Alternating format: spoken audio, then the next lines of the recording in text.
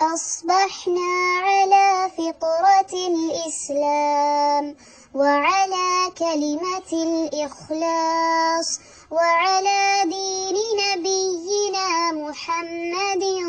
صلى الله عليه وسلم وعلى ملة أبينا إبراهيم حنيفا مسلما وما كان من المشركين.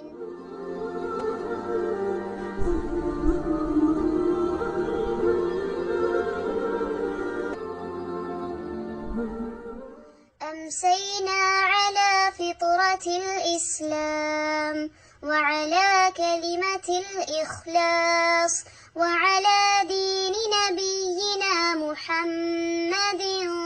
صلى الله عليه وسلم وعلى ملة أبينا إبراهيم حنيفا مسلما